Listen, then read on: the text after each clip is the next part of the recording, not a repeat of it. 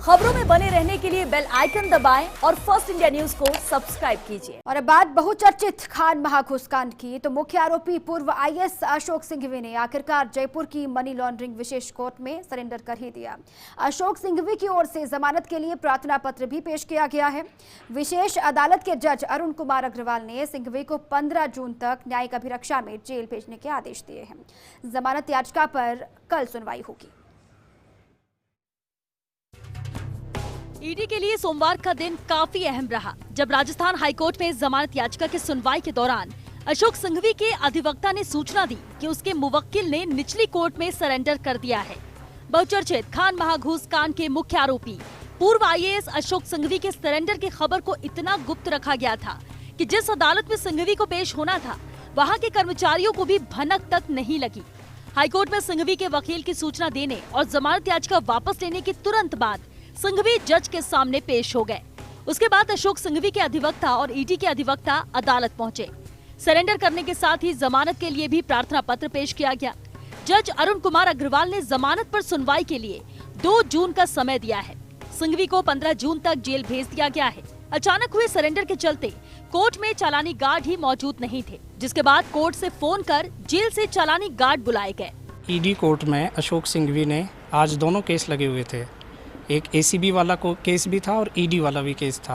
तो चूंकि दोनों केसेस में इसके अगेंस्ट में अरेस्ट वारंट इशू किए हुए थे।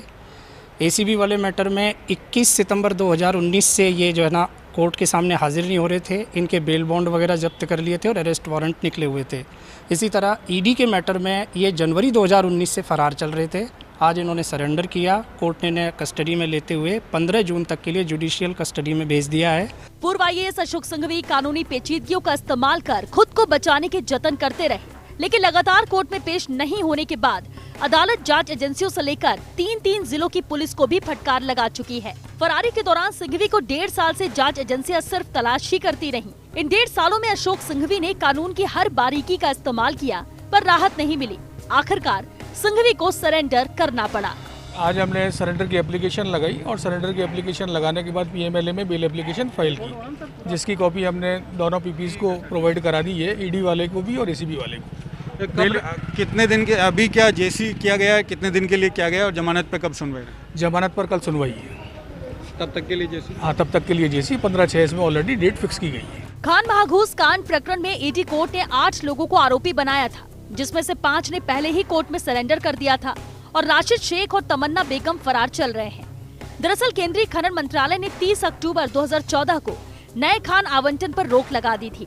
आवंटन की रोक के सर्कुलर को अनदेखा करते हुए खान विभाग के तत्कालीन प्रमुख सचिव अशोक सिंघवी, खान निदेशक डीएस मारू, तत्कालीन अतिरिक्त खान निदेशक पंकज गहलोत सहित अन्य 6 अफसरों ने 24 नवंबर 2014 से 12 जनवरी 2015 के बीच 653 खनन पट्टों का आवंटन कर दिया।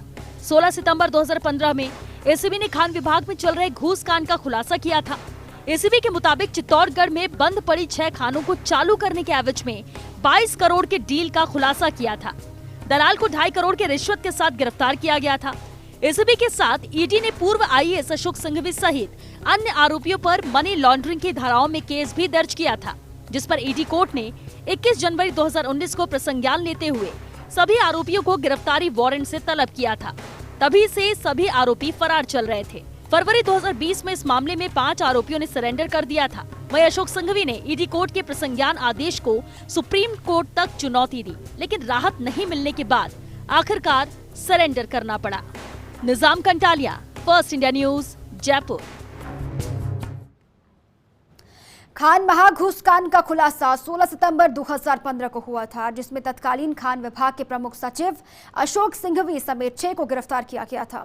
खान महाघूस कांड से पहले खान विभाग के अधिकारियों ने केंद्र की गाइडलाइन के बाद भी अंधाधुंध एलओआई जारी की थी। क्या पूरा ये मसला था, इस रिपोर्ट के जरिए आप देखिए और समझिए।